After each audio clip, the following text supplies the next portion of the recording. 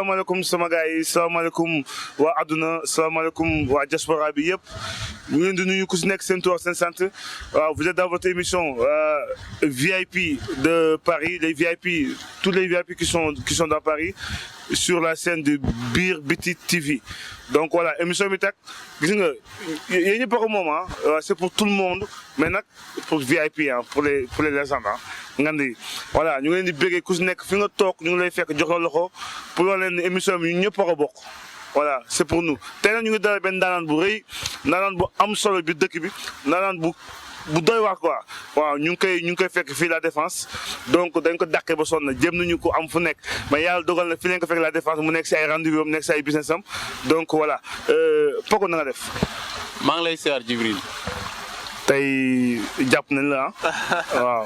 waaw tout d'abord maa ngi jégalu bu baax a baax parce que c'est vrai que émission bi bëggoon nañ ko def lu yàgg mais c'était pas évident parce que xam nga ñun moom ñu ngi tout le temps ci ay rendez-vous xam nga voilà toog daal mooy loolu daal metti woon na jafe woon na mais comme li may faral di wax rek lu jot rek yomb. yàlla yombal na ko tey quoi. tey la ko dogaloon kon boog tey ñu ngi ci biir ak biti incha allah. biir ak biti yi ngeen comme ni koy waxee sama gars yi tey ñu ngi ci Biir ak Biti TV donc voilà mooy kii bu mag bi loo xam ne moom la télévision boo xam ne moom la ñëpp di seetaan moom la gars yi di bàyyi xel donc émission VIP ku nekk bëgg na ci bokk donc tey nag ñu ngi dalal ndaanaan bu rëy koo xam ne voilà ku ndaanaan kulli fat biir Paris donc Pape Thioune kan mooy Pape Thioune. waaw Pape Thioune di Paco comme ñëpp Paco lañ xam waaw man nag maa ngi juddoo ñaari tali màggee diggante ñaari tali ak jëppal def sama étude diggante ñaari tali école Massiga Sène fa laa defee sama primaire defee sama cycle secondaire au lycée Blaise Diagne waaw màggee diggante jëppal ak ñaari tali. yow comme booy ñaari tali nga. waaw dama naan booy ñaari tali laa parce que ci route bi en fait mën naa ni ñaari tali laa gën a sama formation daal ñaari tali laa ko def. mais nawetaan foo ko joué. booy xool ñaari tali laa màggee pratiquement fa laa defee sama primaire lycée Blaise Diagne aussi tamit entre ñaari tali la xam nga jëppal daal on peut dire que ni. li ma fa def bariwul mais bon daal entre ñaari tali jëppal mais ñaari tali laa gën a. mais fan moo la gën a marqué entre diggante ñaari tali ak jëppal fan moo la lan mooy quartier boo xam ne moo la gën a marqué ak lan moo loo xam ne foo buñ ko waxee rek sa fi day dem. waaw xam nga je dirais ñaari tali parce que ñaari tali dafa nekk foo xam ne déjà fa la juddoo fa la defee une partie de ma vie. jëppal nekk na foo xamante ni bon j'ai eu la malchance sama papa ak sama yaay dañu divorcé woon donc sama yaay mi ngi woon ñaari tali sama papa nekkoon jëppal et puis ñëpp xam nañ ni en général boo dee doom bu góor sa yaay ngay gën a donc souvent dama doon dem ñaari tali lu ëpp nag quoi dama daan dem ñaari tali moo ëpp donc man ñaari tali laa gën a sentir sama bopp quoi bien vrai que nag waa jëppal moom jëppal fa laa defee formation xam nga ay formation màccituñ xam nga.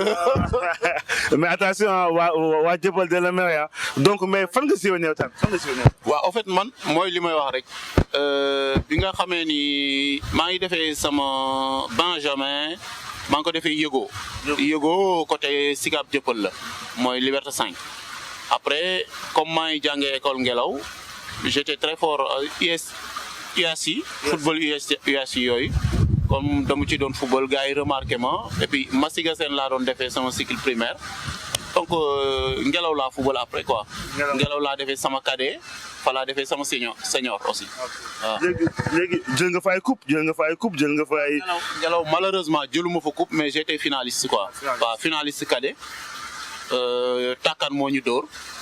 waaw Takkan moo ñu dóor mais ñoom ñoo ñu magoon nag quoi donc ñoom parce que ñoom dañ doon xam nga rek Sénégal gars yi dañu sélectionné woon indi ay gars yoo xamante ni ñoo ñu magoon fuuf. dañ leen préparé woon quoi. voilà ak gars yi jàpp ñu patam mais malgré final boobu 2-1 la mujj quoi. après nag dem naa aussi tamit ak senior yi dem naa ba quart de finale contre Colobane mais quart de finale bi nag. le lendemain ci laa ñëw France la quoi. année boobu nga ñëw mooy ban année nga ñëw année 2000. waaw si nga ñëw France ba nga ñëwee France football moo fi taxoon ñëw lan moo taxoon nga jógee foofu contrat nga amoon foofu lan moo tax nga jógee Sénégal rek ñëw France.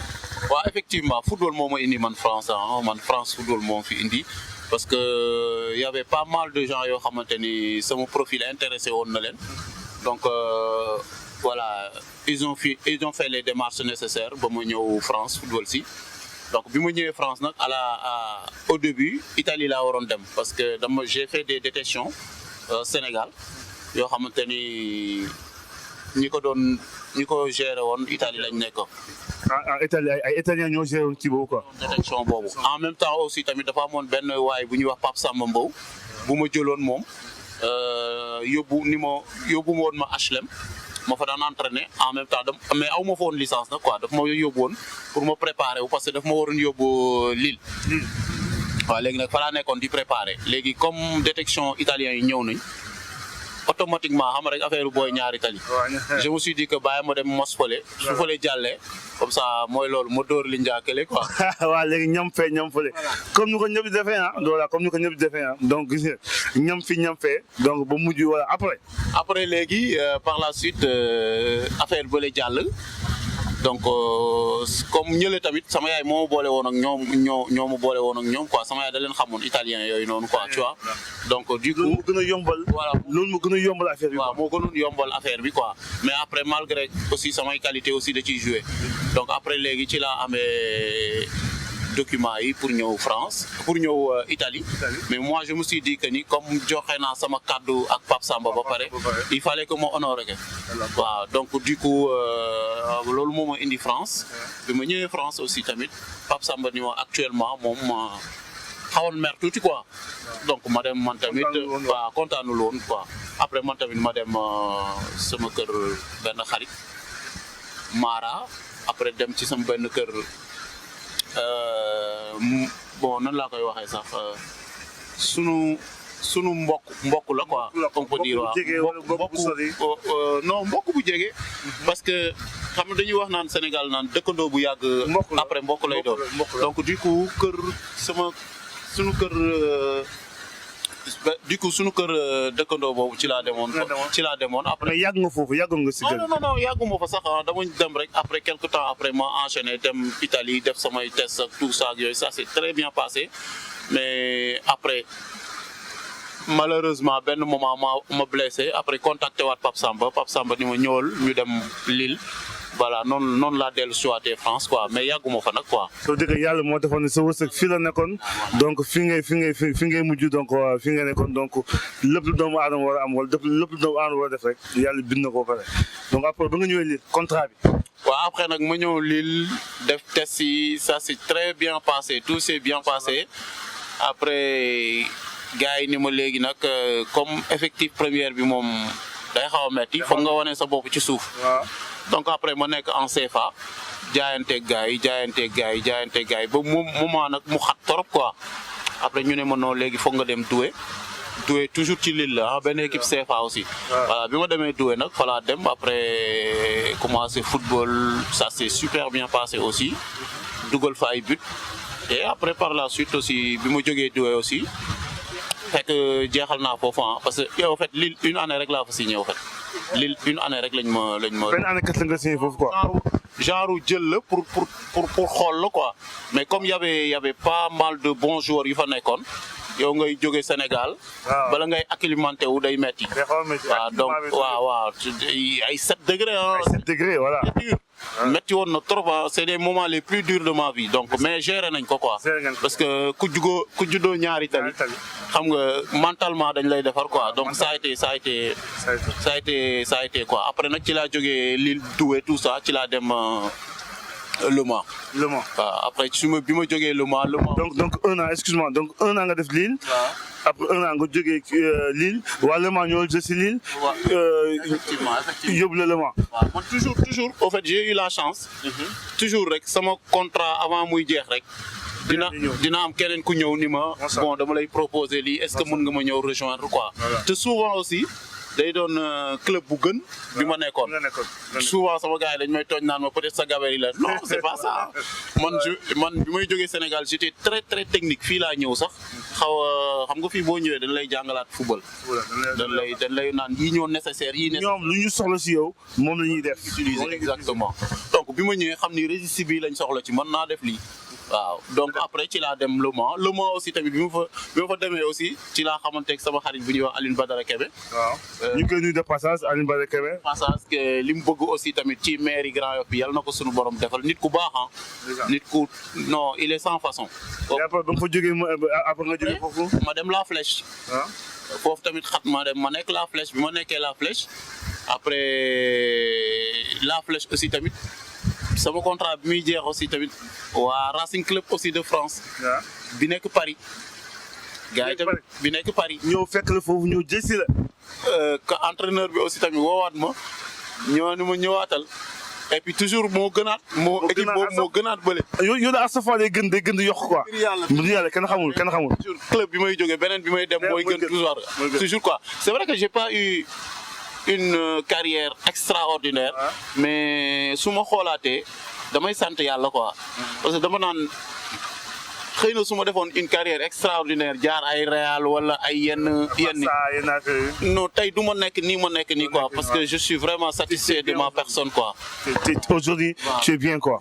Je suis très bien am naa équilibre ci sama life quoi. waaw parce que je vois que ni y a pas mal de gens yoo xamante ni ñoo départandoo ils étaient des professionnels mais vraiment aguerris am xaalis et tout ça se passait bien dama leen doon ñee mais aguerri benn waaw dama leen doon ñee mais actuellement voilà. ñëwoo leen quoi.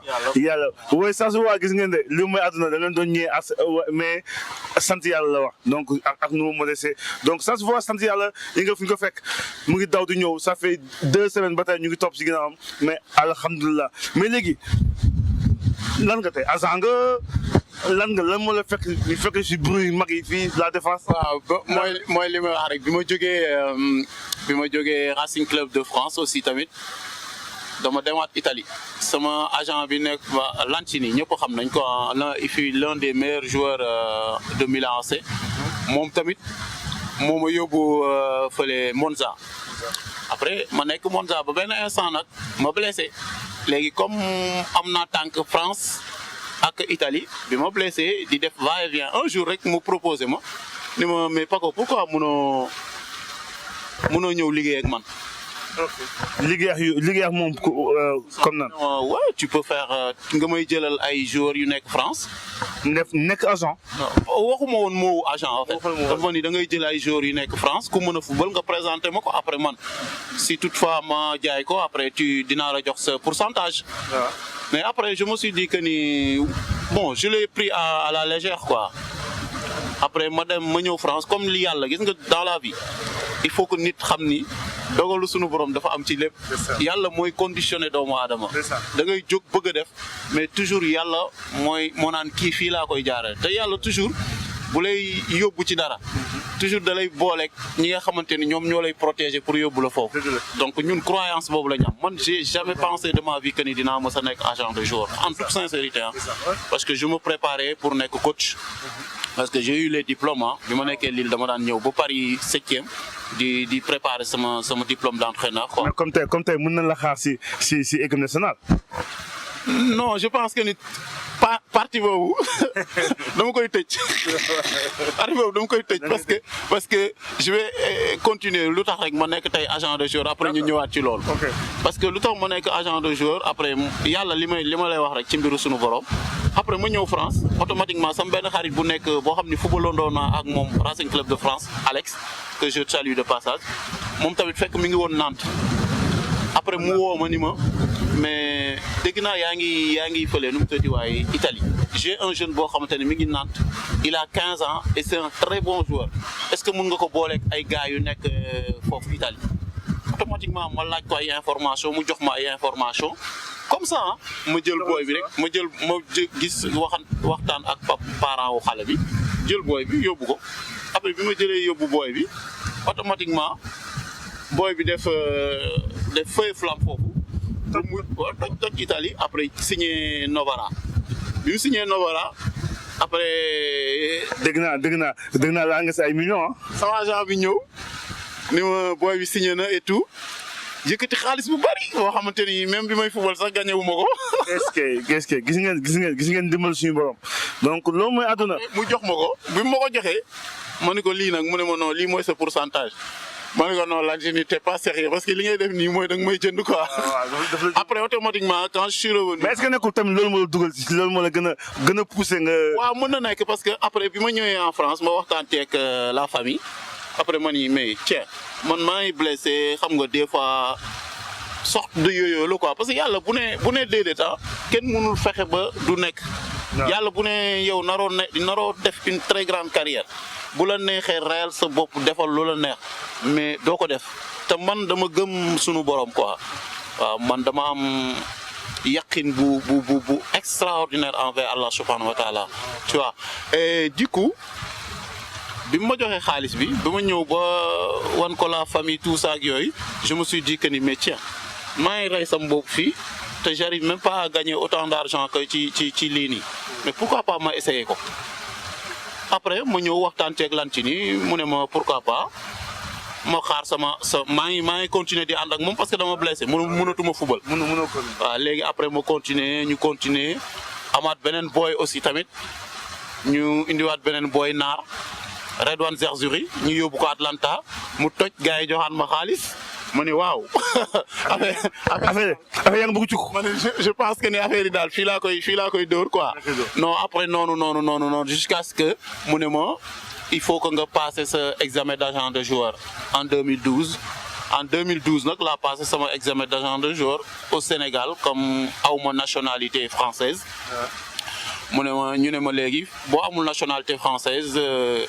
sa dëkk bi nga am nationalité rek nga ko mën a passé donc ci laa dem fédération sénégalaise de football passé fa sama examen d'agent de joueur man ak Adama Kandé journaliste waa 2STV que je salue de passage moom sama xarit la waa Adama Kandé benn donc ñoo ko passé ndoo am ko foofu am ko fédération donc voilà noonu laa nekkee agent de joueur quoi.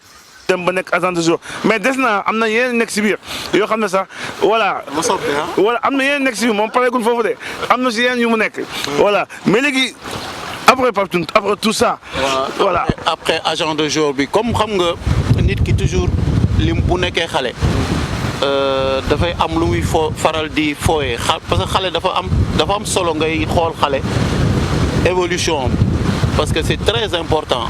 ku ci nekk rek boo juddoo am na yàlla fu mu orienté sa destin mais très tôt yàlla da lay wan ni yow fii la mais peut-être parents yi duñ ko bëgg wala yow ci sa bopp sax doo ci sawar noonu mais yàlla da la ciy jox don boo xamante ni mais ñeneen ñi kenn du ko ci am waaw c'est comme li may wax la dernière fois nee naa y a Jordan y a Maradona y a Pelé y a tout le monde ñooñu ñëpp c'est des stars reconnus mais ñoom bu ñu xamoon li leen def star dinañ ko def ci seen i doom mais mënuñu ko parce que yàlla mooy jël def li ko neex ci jaam bi moo koy mooñaaleeg loolu noonu donc du coup étant très jeune man dama mës a bëgg ay organiser xam nga surtout ci cadre sport parce que mais loolu tam dinañ si ñëw dogguma la mais loolu tam dinañ si ñëw comme affaire organisation affaire de social et tout donc voilà dinañ si ñëw. après loolu noonu moo ma définir nag comme nekk naa agent de joueur et tout di organiser ay match porte de Soisy di détecter ay boy di leen yóbbu aussi daf ma doon permettre dafa nekk. mais social bi fu mu jógee social bi. dinaa ci ñëw dafa nekkoon ci link boobu comprendre nga léegi du coup comme maa ngi def dajale nit ñi di jouer ñuy football bu ñu footballee ba pare après ma xool ci biir jël booy yi yóbbu Italie parce que man daf ma doon dimbali. d'ailleurs loolu moo indi sax porte de Saint-Ouen. porte de Soisy tout ça. parce que je me rappelle à l'époque amoon na benn match bu ñu waroon tëgg man ak yow. waaw dëgg la à l'époque Jibi Ndiago laa ko doon woowee parce que da doon ànd ak Ndiago yi. donc on se connaissait pas trop avant donc noonu la. donc ñu de passage sama mbokk Ndiago yëpp waaw Acima Ndiago donc ñu ngi nuyu mbokk Ndiago yëpp donc man Ndiago yi dama bokk si ñoom. Ndiago yi dama leen gëm mais xam nga Pape Thioune Sénégal yëpp Ndiago yi ñoo si gën a tubaabe. waaw dëgg la c'est des gens yoo. waaw Sénégal ay nit yu dëggu lañ. c'est des gens yoo xam ne Ndiago yi. ay nit yu dëggu lañu. ay nit yu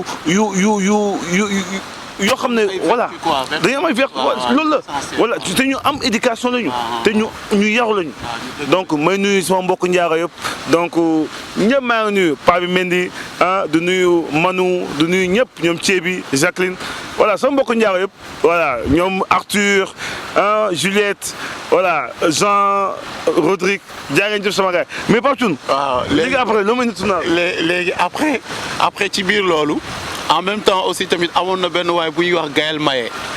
Gaël Maye moom moo doon organiser équipe nationale bu ñuy football fii. léegi sama benn xarit bu tudd Big Boss actuellement il est entraîneur dans le nu mu tëdd waaye côté Rennes ci Bourgogne non côté Rennes Bourgogne la wala nu mu tëdd bon on passe. soit man Fouta laa jógee ah. soit Fouta laa jógee ah soo mën a laaj Rennes Bourgogne da nga may sonal ah. Bretagne voilà Bretagne ok. fekk pël bu jógee Fouta ñëw xëy laaj la. waaw bon.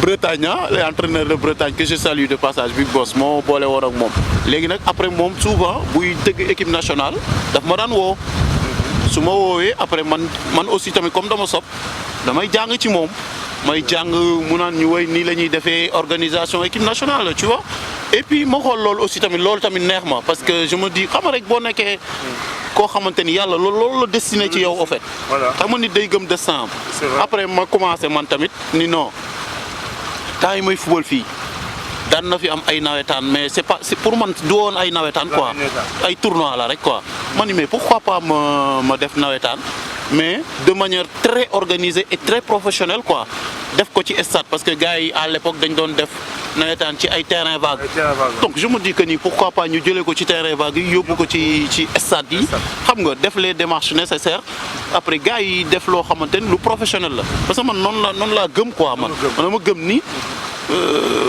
li tubaab bi di def j'aime pas le mot tubaab sax man dama gëm ni lépp ci àdduna waaw dama gëm ni lépp ci àdduna dañ ko war a teg ci professionnalisme quoi parce que nit ki pour ñu respecter la foog nga teg affaire yi ci yoon quoi xam nga parce que xam nga nit des fois dina la xool sax nga yor benn gerte caaf di ko jaay mais na nga koy jaayee day tax mu bëgg jënd gerte caaf boobu xam nga donc lépp loo yor ci àdduna même bu ñàkkee fayda sax yow yaa koy jox valeur après day am valeur donc du coup ma jëlee ko foofu commencé def les démarches nécessaires tout ça ba nag teg nawetaan de Paris léegi bi ma ko tegee je me suis dit que ni ba fii la yemoon donc damay dem ci télé yi waxtaan ak gars yi xam nga wut ay sponsor fii xam nga rek def ko loo xamante ni c'est vraiment professionnel ñu def première édition bi ba ni ñu defee deuxième édition bi tey ñu war a dugg ci troisième édition bi donc foofu mooy côté organisateur d'événements sportifs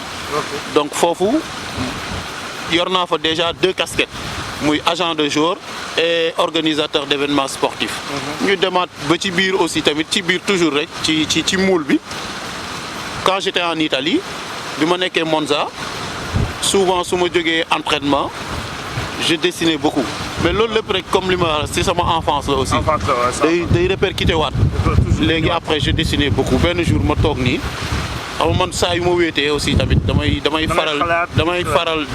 wéet lu bari man waaw parce que dama ko bëgg quoi et souvent su ma wéetee aussi tamit damay faral di jàng lu bari quoi damay nafar lu bari et benn jour nii Italie ma wàcc ma jógee entraînement sonn toog ci salon bi di dessiner ba mu yàgg ma jël sama téere alxuraan di jàng mais maa ngi yemoon ci soratu Annaba quoi léegi bi may dessiner en même temps jàng en même temps dessiner en même temps ba dessiner benn logo waaw mais logo bi neex ma bi ma logo bi neexee nag automatiquement ma ni mais kii foog ma wane ko foog ma wan ko ay nit xool après en même temps sama xel dellu si ni mais yow da nga fàtte sa alxuraan bi war nga continuer jàng quoi mais bi ma fi ma yem juste mi ngi ci suratul Naba verset 36 mi ngi naan ma jazaahan min rabbika hatta hanizaban mu naan ma ceci est une récompense de Dieu de ton Seigneur un don abondant et comme on dit yàlla suy wax toujours par inspiration lay wax parce que yàlla wàccul kenn wax ak kenn wala mu def ko ci sa xel xam nga donc je me suis dit que ni peut-être coïncidence la mais tamit xam nga man je suis très très très croyant man dama gëm yàlla man loolu moom ñun mën nañ ko seede loolu moom ñun mën nañ ko dëggal si lu wër donc si loolu la ñuy jógee jóg ak Pape Thioune jóg ak Paco doxantu tuuti rek eggali nànk-nànk voilà si loolu la ñuy jógee parce que foofu fu mu teg loxo am na solo lool il faut mu wax ñu gars yi topp leen.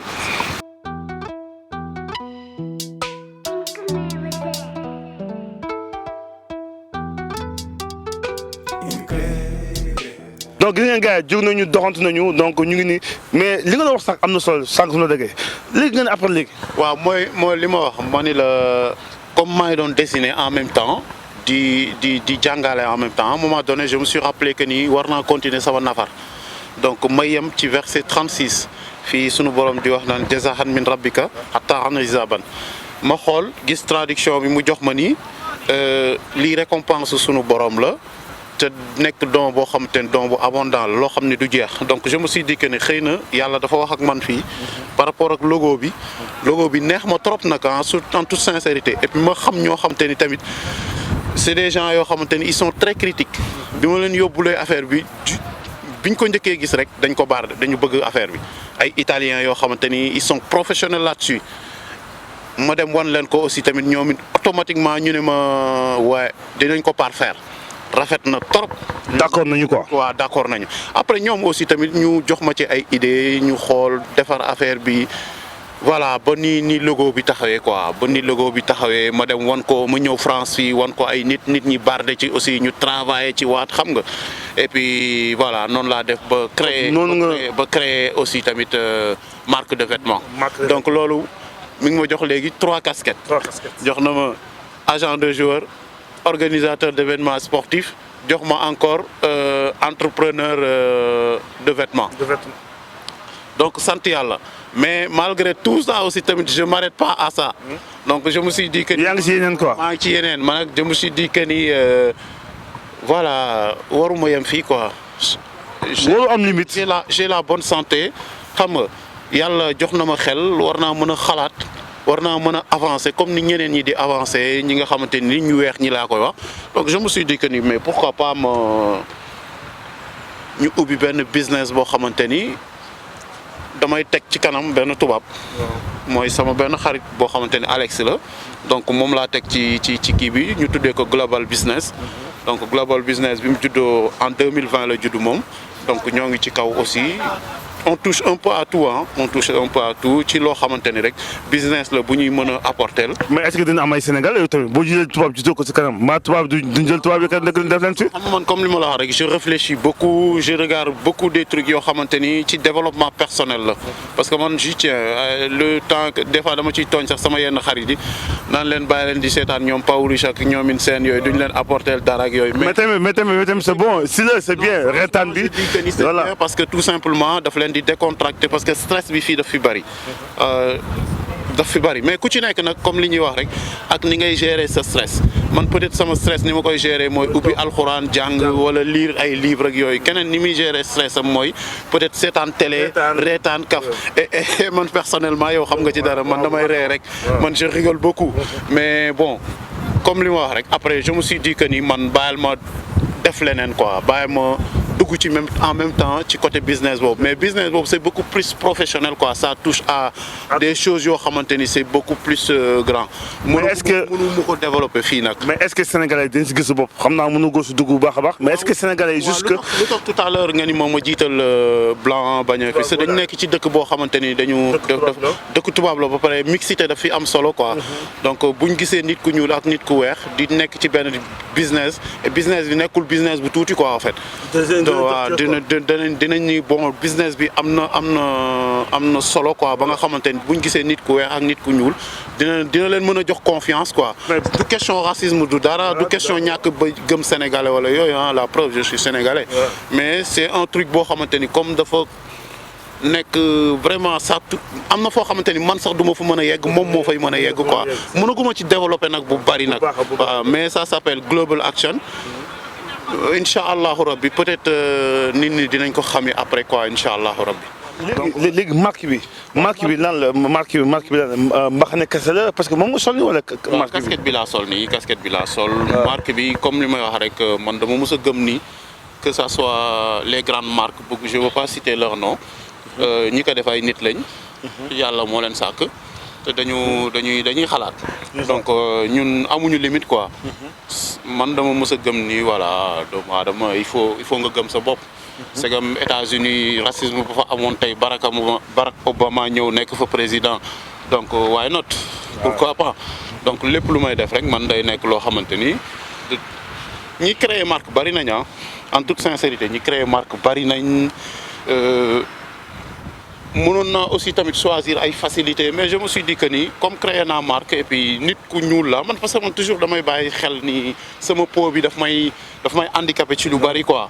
donc te warul handicapé kenn. mais xam nga monde bi noonu la tëddoo mënuñu ci dara monde bi noonu la mel donc il faut faire avec. doo fi nekk di jooy yu metti naan woy dama ñuul moo tax kenn defuluma lii c'est souvent moom laay xasee yenn noir yu bari dama naa leen bàyyi leen jooy bu bari bi.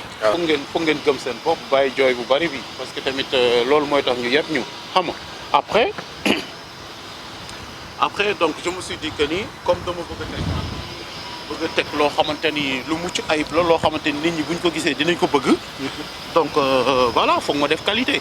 te pour def qualité lan la il faut absolument nga dem nga voyager. waaw mënoon naa def.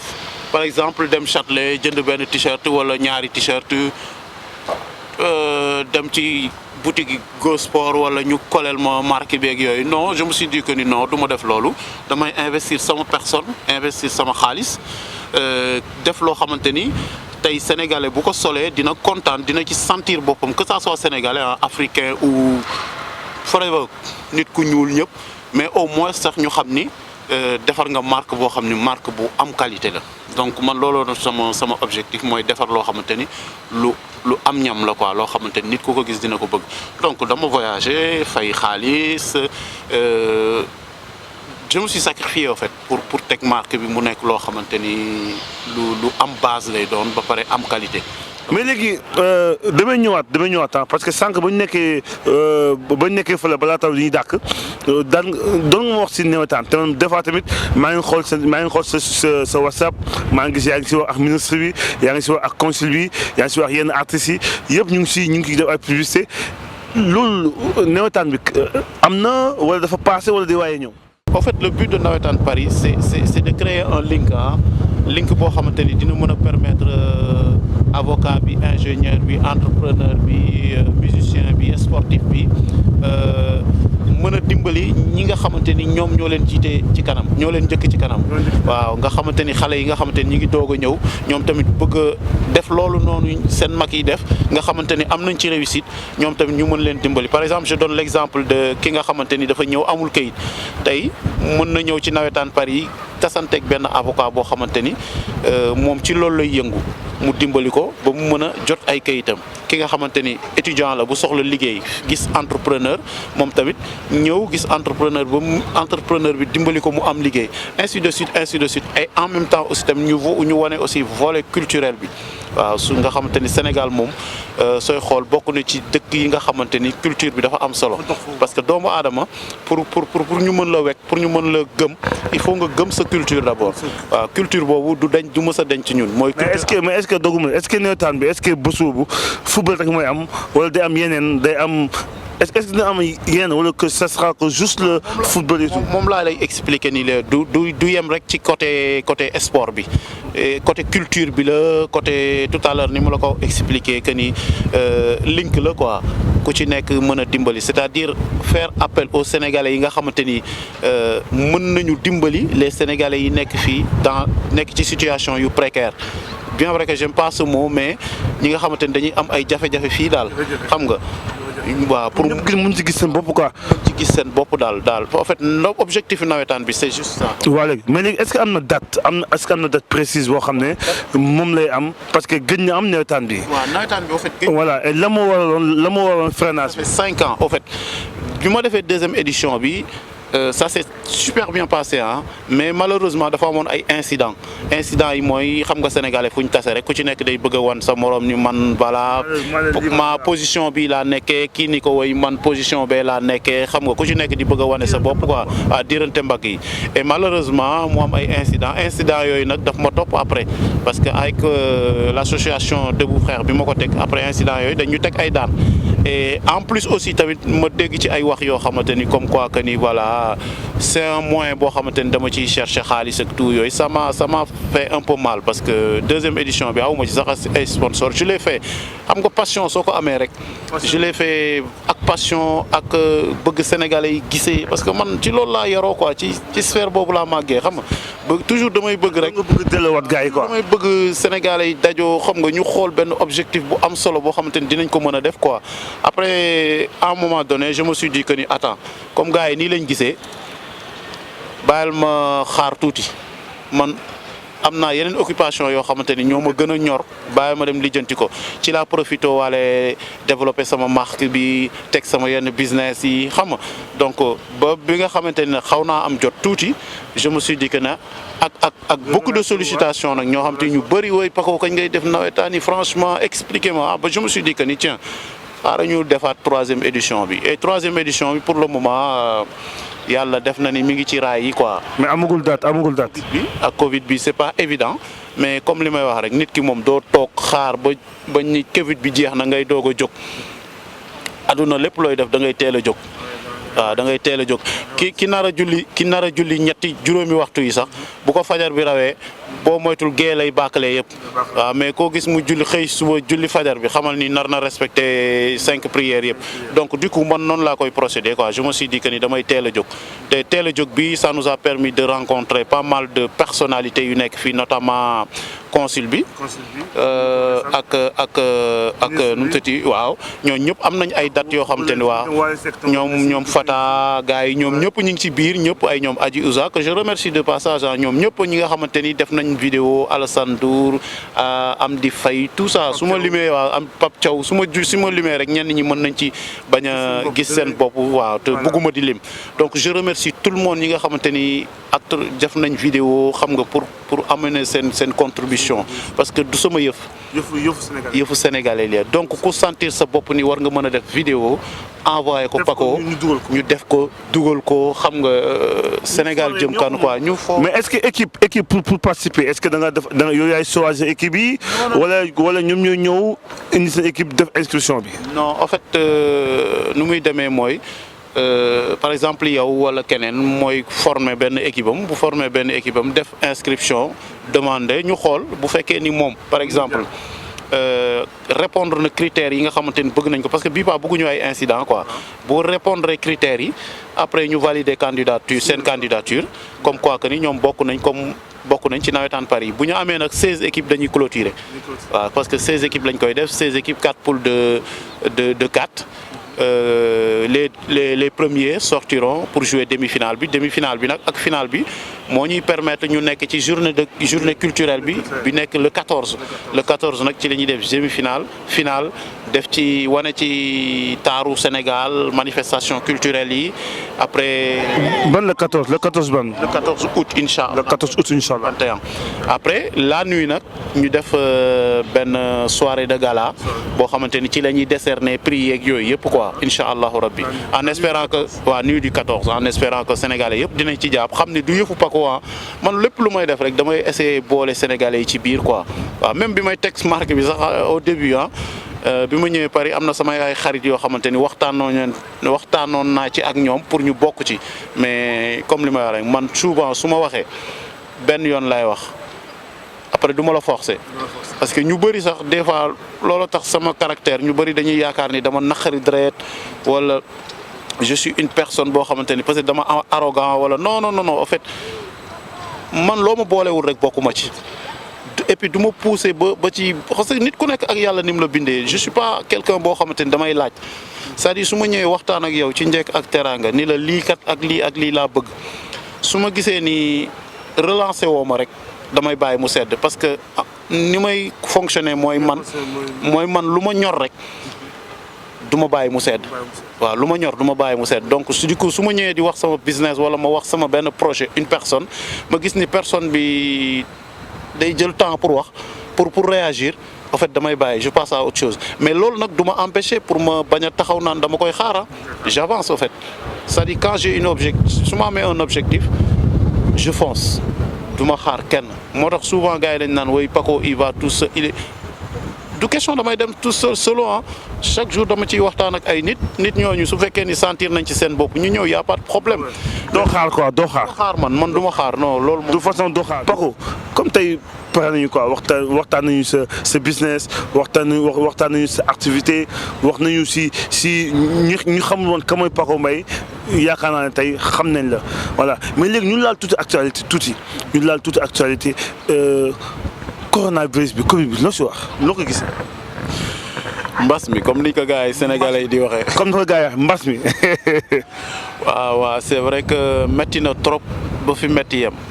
waaw métti na ba fi métti yem mais lépp rek dañ koy delloowaat bon ak ngëmma parce que ñun ay jullit lañ ay croyants lañ te nit ki moom bu gëmee yàlla day jaam day nangu dogal te aussi tamit ñu am ci jàngat parce que ñun ak mala yi raison moo ñu wutale te am na yoo xamante ni bu la dalee aussi wala mu dal sa askan da ngay bàyyiwaat xel ci lu bari waaw. man daal lu ma ciy wax rek mooy nañu bàyyiwaat xel ci lu bari ñu xoolaat sunu nekkin ak sunuy relation par rapport ak doomu aadama yi parce que yàlla dafa bokk doomu aadama waaw te dañu nekk ci monde boo xamante ni nit ñi dañu privilégié trop ay intérêt ba pare topp seen nafsu ci lu bari. je me dis que ni daal naa ko yóbbuwaat ci comme ni ñuy waxee mbas mi je me dis que ni nattu la bu ñu sunu borom teg rek nañ ko tegoo te nattu moom soo ko tegoo rek mu oyof ci yow. voilà di respecter mesures barrières yi di def gel di def masque comme ni ñu ko waxee voilà. xam nga dañ nekk ci monde boo xamante ni fi mu toll nii solution bi lenn la solution bi docteur yi wax nañ ko nee na nañuy takk masque di raxas sunuy loxo saa su ne tous les demi-heures. donc nañu respecter rek mesure de barrière yi bu ñu respecter mesure de barrière yi parce que tamit moom ñun xamuñu ñoom ñoo xam. waaw c'est très technique comme ñoom ñooñu ni nañu def lii rek nañ ko def quoi te bañ a dëgër bopp quoi parce que àdduna moom souvent boo dëgëree bopp rek waaw da nga lu lay gaañ rek ngay gis. donc comme ni nga ko waxee feebar du fo donc feebar du fo du caaxaan donc loo xam ne lu dëgg la lu fi ne la donc nag comme ñun xamuñu te gisuñu ko c'est que médecins yi ñoom ñoo xam ñoom seen liggéey la seen moom la ñu jàng lu ñu digal nañ ko def voilà mais ñu duggaat si feneen si immigration bi booy xale yi jël gaal bi jóge Sénégal dee bi bëri na jaaxle nañu ñu ngi bëgg ñëw dëkk bi xamuñ lu xew loolu lan nga leen di conseiller suñu rakk yu nekk foofu. Djibi c'est dommage pour l'Afrique quoi c'est vraiment dommage parce que man mënuma comprendre un continent boo xamante ni yàlla may na la lépp pour nga développer pour nga dem sa yoon mais ñu toog fi ñu toog rek mooy li may wax tantôt rek gis nga bu ñu toogee di xaar yàlla dina lem addunaam bi te duñ ci jariñu te yàlla bu ñu wàccee ci adduna bi c'est pour ñu jariñoo ci adduna bi la yàlla may na Afrique lépp ressources humaines yàlla may nañu ko may ñu ressources naturelles yàlla desalatuñu dara ñun Afrique. waaw mais lan mooy problème bi tey nan la ñu war a jaar comme lan mooy problème bi. parce que ñi ñu jiite la. mais parce que voilà mais xale yi nga xam ñu ngi dugg si gaal bi ñoom c'est pas de leur faute. non si am nañ faute aussi tamit parce que tamit déjà xam nga. mais bu dëkk bi amul liggéey.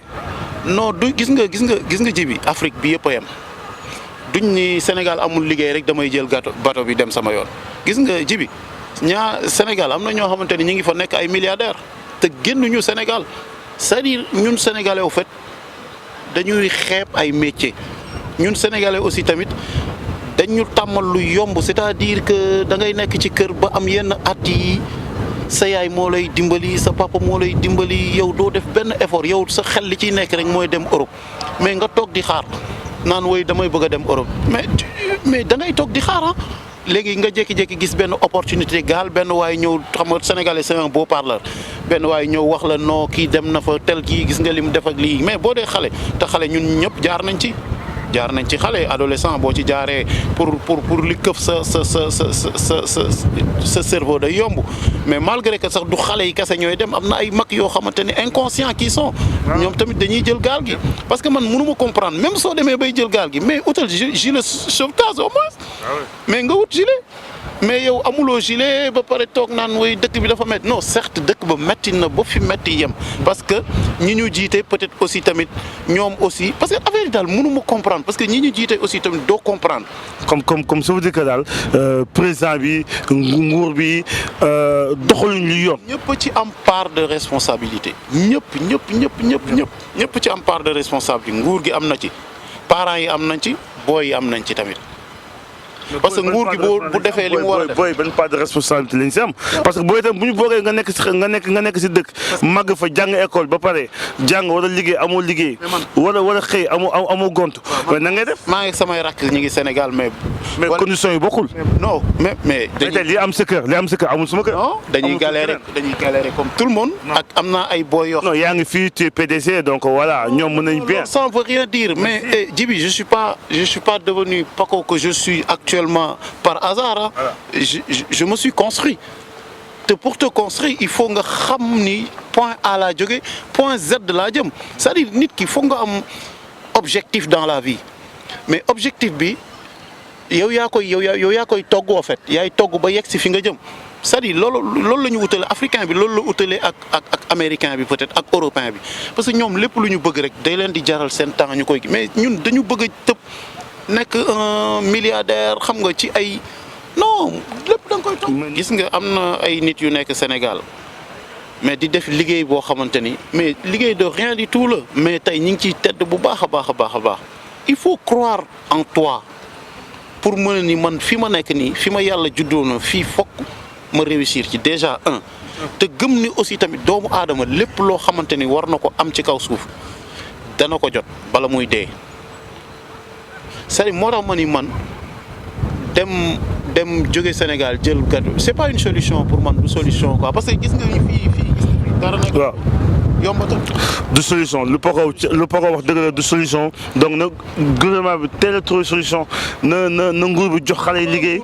nguur gi gis nga ji bi ah nañu bàyyi di wax nguur gi parce que gis nga. nguur gi tamit si la parce que dëkk bu nguur gi doxul du dox. dëgg la moom laa lay wax xam nga.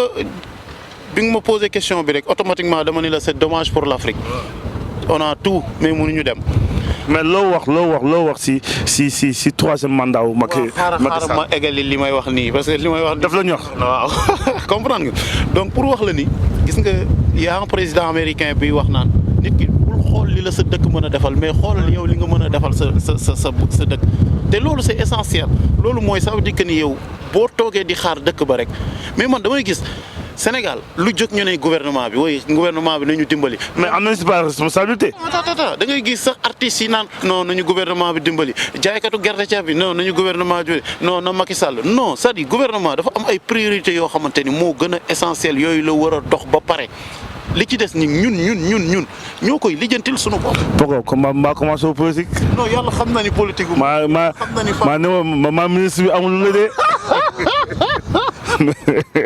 yàq émission bi waaye. c'est communication sans léegi de. non c'est pas ça c'est juste pour wax ni bu ñu toogee di xaar rek dara du sotti. waaw metti na trop nag maa ngi jaale ñi ci wàññeeku te man bi ma ko gisee daf maa metti lool ba fi metti yem. mais daal solution bi defe naa ni war nañ ko mën a trouver Sénégal parce que man mii xaw ma nag yow. man moom wax dëgg fa neex yàlla je me prépare pour retourner au Sénégal loolu lay ñaan yàlla delluwaat sama dëkk xam nga créer fa ay emploi xam nga. voilà xale yi liggéey quoi. booy liggéey aussi tamit quoi xam nga mais ñëw fii daal dugg ci gaal yi. du solution dañu jaar ci voie normale bi. du solution comme ni ko Paco wax ñoo fi dugg si gaal du solution. ñu ñëwaat ci li nga wax ñi fa ci troisième mandat. ñi fa nekk wala ñi nekk fii bu ñu mënee ñibbi investir bu fekkee am nañu possibilité pour ñibbi investir nañu investir xale yi job xale yi liggéey mun amal dara seen bopp bu ñu ko xaar si gouvernement bi kese bu ñu ko xaar si état bi kese état c'est bien baax na mais tamit nañu jàppale suñu rakk yi nañu jàppale suñu doom yi nañu investir bu ñu ragal ndax xaalis nga jël ko denc ko teg ko si banque ba rek du solution xaalis da nga koy jël investir ko keneen mun si am keneen mun si am nga ne troisième mandat bi nga ne loo si wax. d'accord nga troisième mandat bi xam nga man su ma ko waxee fi mu toll nii kenn du ma wàcce ah xaw ma de. waaw parce que fi ma toll nii lépp lu may def maa koy defal sama bopp.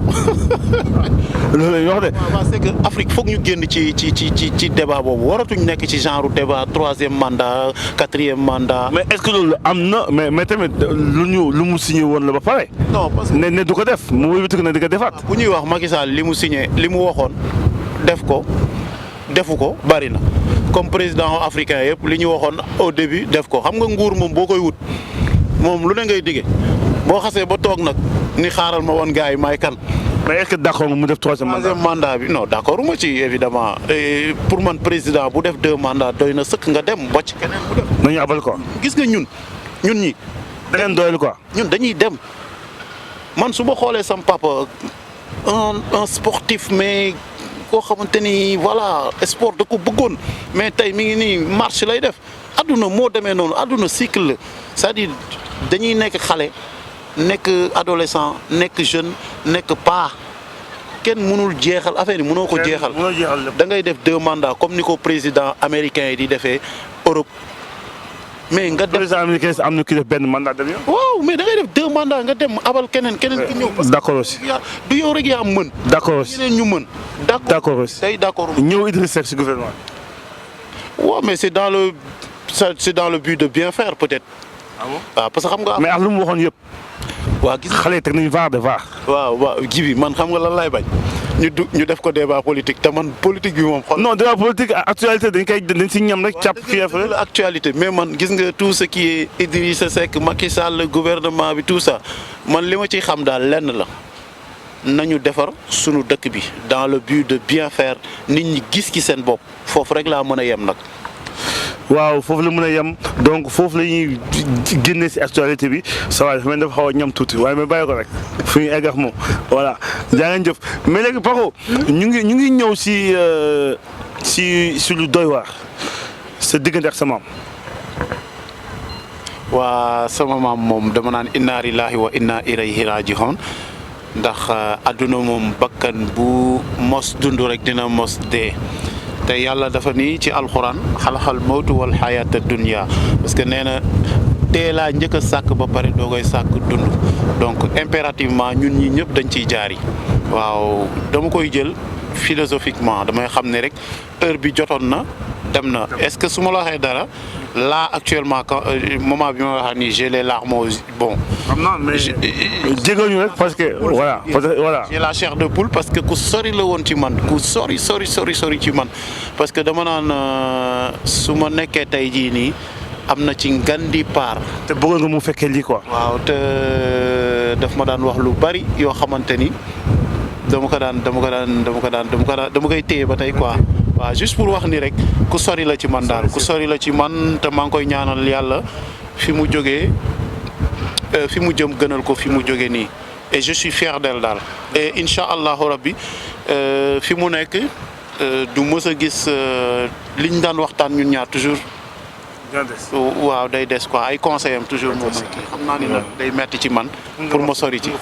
waaw loolu la gis nga voilà ku sori woon na si maamam donc moo tax il fallait que ñu laaj ko si tuuti maire bi tamit ñu ngi koy nuyu tamit. waaw mama Fatima xaalis rek. moom bul sonn moom waaw mais nag moom tamit yii moom relation bu fusionnel la am ak moom beneen affaire la moom depuis tout petit ah c'est bien vrai que man sama maam mooy sama lépp mais sama yaay moom macha allah moom elle est exceptionnelle. elle est vraiment exceptionnelle dafa am ay jaar yu métti yu mu jaar yoo xam ne lépp dama ko assister et elle est toujours debout. moo tax loolu moo la forcé loolu moo la forcé. les moments non man c'est que c'est-à-dire j'ai pas droit à l'erreur en fait. j'ai pas droit à l'erreur c'est ce qui loolu mooy tax sax yenn nit ñi suñ ma gisee damay wéet lu bari j'aime la solitude parce que j'ai pas droit à l'erreur en fait voilà j'ai pas droit à l'erreur. Pape Thioune lu la gën a métti si àdduna. lu ma gën a métti ci àdduna bari na samay déception. bu ñu nee benn bu la gën a marqué. benn bu ma gën a marqué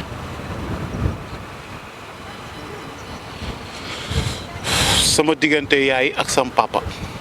bi ñu divorcé quand j'étais jeune.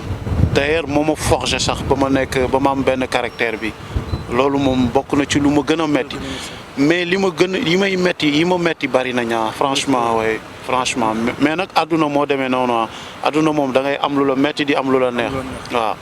waaw waaw noonu la yàlla bindee àddunaam bi nee na toujours à côté du bonheur yàlla malheur et à côté du malheur yàlla bonheur waaw. l'isra innama al yusra yusra voilà. àdduna moo ñu tëddee dëgg la gis ngeen naa Pape Thione àdduna moo ñu tëddee te wax na dëgg àdduna nii la foo gis lu neex rek dina am lu naqari foo gis lu naqari dina am lu neex yàlla ñëpp la nekk Pape Thione est-ce que gëm nga xarit. est-ce que am na est-ce que gëm nga ni xarit am na. xarit. loolu dañ koy laaj ñëpp lañ koy laaj xarit.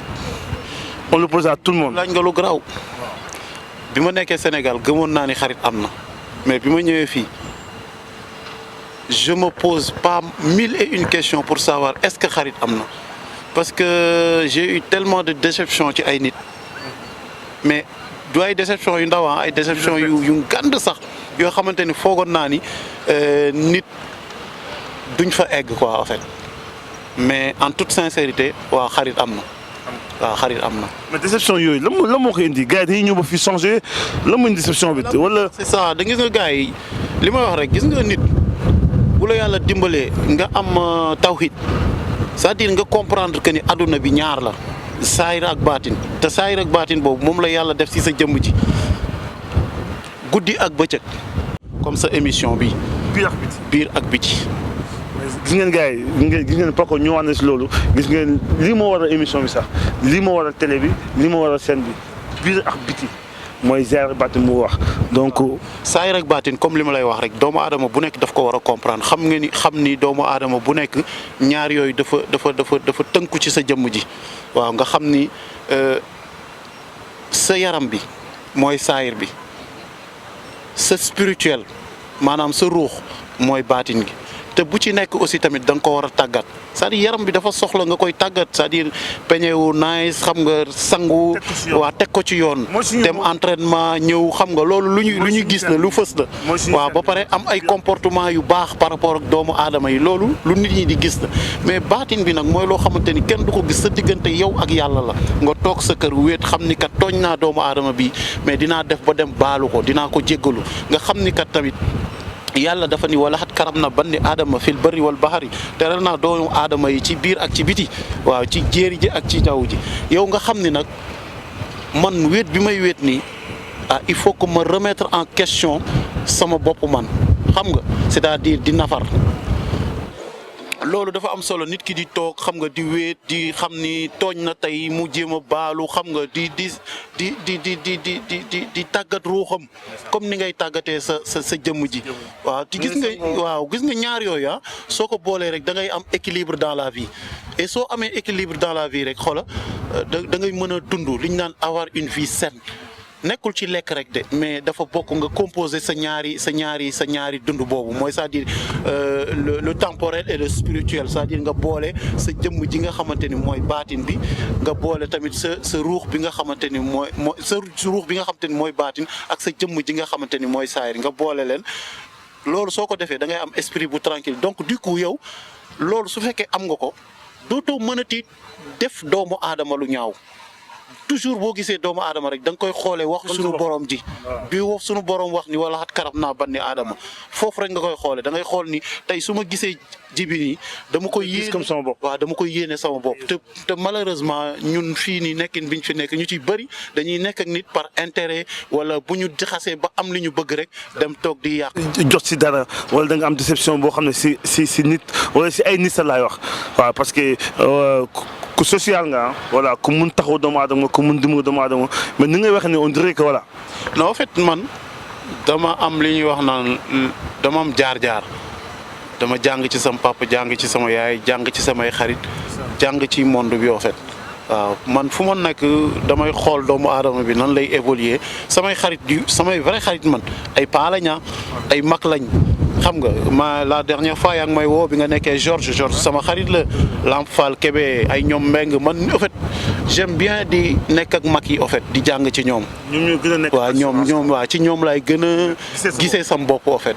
même ba ci sama xarit bi nga xamante ni c'est mon meilleur ami muy Ahmed moo ma mag mais mag bi moo tax ñu mën a ànd. waaw parce que soo ma gisee souvent ñi may àndal sax da ngay gis ni sax da ngay yaakaar ni sax maa leen mag ñenn ñi alors que li may ànd ak mag moo ëpp quoi moo tax dama jàngee ci mag ñi rek. mais yar bi ne si yow. diine bi ne si yow. yar bi moom yaa ko tudd ah. ak diine bi. diine bi moom man de je suis quelqu'un boo xamante ni dama mës a bëgg diine waaw parce que dama mës a man comme ni ma la koy waxee rek ni ma koy waxee ñëpp sax laay wax man àjjana wala safara man intéressé wu ma quoi en toute sincérité man yàlla laa bëgg en fait. man yàlla laa bëgg c'est-à-dire rus naa dem ci benn doomu aadama sëgg naan ko ñaanal ma pour yàlla defal ma lii parce que dama gëm ni yàlla dafa ni doomu aadama maa ko sàkk bu gën a rafet waaw ba pare nag ni wàcce ko ba mu gën a doyadi te loolu waxul naar bi waxul arab bi waxul naar bi waxul arab bi waxul tubaab bi non dafa ni doomu aadama xam yàlla saa yu wax rek danaan banni aadama donc man dama gëm ni su yàlla waxee ni yéen ñaan leen ma yéen doomu aadama yi ma may leen pourquoi pas ñun mënuñu ko ñaan mais nag ñaan dafa am ci lu muy tënku waaw pour nga mën a ñaan suñu borom mu may la dafa am ci lu mu tënku c'est-à-dire foog nga jubal c'est-à-dire foog nga bañ a lekk riba foog nga bañ a amel doomu aadama yi àq foog ngay wax dëgg c'est-à-dire yooyu composant yëpp su nekkee ci yow soo ñaanee suñu borom rek dina la may donc ñun on essaye de faire le maximum ba nga xamante ni dinañ mën a dajale loolu pour mën a ñaan suñu borom je me rappelle un jour benn waay mos na ma gis ne ma Paco dama bëgg ñu waxtaan ma ñëw mu ne ma comme gis naa la ngay évoluer ci Sénégalais yi ak ñi ngay yëngu tout ça am na benn waay bu nekk Mantes-la-Jolie Casamance de jóge dama bëgg nga ñëw mu ñaanal la ak yooyu tout ça mais il avait pas compris après ma ni ko d'accord ma bàyyi ba nga xamante ni sa waay dal na après ma woo ko ñu gisee bi mu ñëwee ma ni ko sa waay xam naa nag dinaa la décevoir mais je te remercie parce que xool nit yéene ko yóbbu ko ci nit mu ñaanal la loolu rek déjà c'est extraordinaire waaw loolu yëg la te maa ngi la ciy gërëm bu baax a baax maa ngi la ciy sant mais man dama am benn philosophie bu may demee mooy lan mooy man yàlla rek daf ma doy sëkk man yàlla kase daf ma doy sëkk mu ne ma non mais Paco da ciy baax léeg-léeg nga sangu kërëb ma ni ko dëgg la mais damay nafar aussi te nafar bi may nafar damay gis souvent yàlla di wax naan xul a'uuzu bi rabbin naas par exemple wala xul a'uuzu bi rabbil falaq wala nga dem ci yeneen saar yi gën a yu gën a profond yàlla di wax naan toujours waxal ba ci ay sóoratul jinn tout ça yàlla lay wax naan la yii nii na nga ko def ay muslaay la yoo xamante ni yow doomu aadama yi te man dama gën li yàlla wax ci alxuraan ni wa nunazzilu min alqur'ani ma huwa sifaa'un wa rahmatun lil mu'minina nee na c'est-à-dire alxuraan bi dama ci def sifa mooy luy faj waaw faj boobu noonu waaw man donc gëw ma ni dinaa mën a dem ci doomu aadama boo xamante ni bon am na nag ñu yàlla may je dis pas que ni amul am na ñoo xamante ni yàlla da leen may c'est des gens yoo xamante ni wax nga leen seen projet ñu dégg ko rek yàlla da koy barkeel parce que yàlla moo mel noonu c'est que Mouhamed la tànn mu gënal ko ci yonent yi ça veut dire que ni yàlla may na ay nit comme ni mu mayee ñoom Cheikh Ahmadou Bamba ñu nekk suñu wasila ak ñoom Serigne Saliou ñi nga xamante ni ñun moom la ñuy roy donc yàlla dafa maye mais man personnellement je me dis que ni comme yàlla maye na pourquoi pas ñun tamit ñu ñaan ko mu may ñu quoi après bi ma waxtaanee ak sa waay waa ji comprendre daf ma ñu mujj gi lan la mu mujj wax daf ma ni non mais Paco vraiment kontaan naa trop ci discours bii nga ma tenir ma ni ko loolu kase la man rus naa toog ci doomu aadama sëgg fa naan ko ñaanal ma lii yàlla defal ma ko juddu naa nag ba day ni ma day nii musuma dem ci sëriñ naan ko way defal ma lii ak lii comme yàlla mi ngi may dimbali di ma suturaal rus naa dem ci keneen mu naan ko defalal ma lii waxal yàlla mu ñaanal ma lii quoi je me dis que ni sama digganteeg yàlla waruma ci teg intermédiaire waaw en toute sincérité pour dire la vérité rek maa ngi koy sant bu baax a baax maa ngi sant suñu borom. alhamdulilah ne mu ngi sant suñu borom donc comme noonu la ñuy kiiwee l'émission tire à sa fin donc kontaan nañu bu baax a baax waaw léegi dañuy joxe Pape Thione rek ñu jóg voilà mu wax mot de la fin am voilà wax nan lay jeexalee wax. lenn rek la sant leen kon tey permettre ngeen ma génne sama biir ak sama biti waaw di leen sant di leen gërëm di ñaan yàlla yëkkati émission bi def ko ci émission yi gën a kawe yoo xamante ni incha allahu te am naa ci njortan parce que concept bi rafet na concept bi nice na te aussi ñi koy présenté aussi ay borom baax lañ. waaw parce que yéen moom wax dëgg fa neex yàlla li may wax rek nee naa ku la bëgg rek moo la sonal te yéen yëg nañ seen cofeel ci ñun te ñi ngay gis di leen jox tekk micro bi tamit c'est des gens yoo xamante ni ñu war a xam lañ quoi waaw ñoo xamante ni war nañ leen xam waaw dañuy ñaan yàlla daal yàlla na yàlla def ba émission bi nekk émission bu gën ci émission yi émission bu mucc ayib waaw vrai VIP. tak waaw ñu ngi ak Paco Mbaye donc gis ngeen nii lay demee saa su ne donc biir ak biti donc émission VIP bi donc ñu ngi remercier ñëpp ñu ngi remercier ñu jàpp si affaire bi yëpp ñu ngi remercier Fallou Diagne ñu ngi remercier jàpp na si bu baax a baax football international ñu ngi remercier aussi maanaam ñu ngi remercier Gap borom Paris ñu ngi remercier Ousmane Sow suñu doomu ndey suñu cousin ñu ngi remercier ñëpp fàttewuñu kenn ñu ngi duñu fàtte nag koo xam ne moo nekk si ginnaaw émission bi moo yor lépp Toubi Fall Bira ñu ngi koy nuyu bu baax a baax di ko sant li yëpp ngeen gisee mu mën a nice mu mën a ràññ lépp Bira moo koy def moo nekk si ginnaaw ñu ngi remercier ñëpp yaa ngeen jëf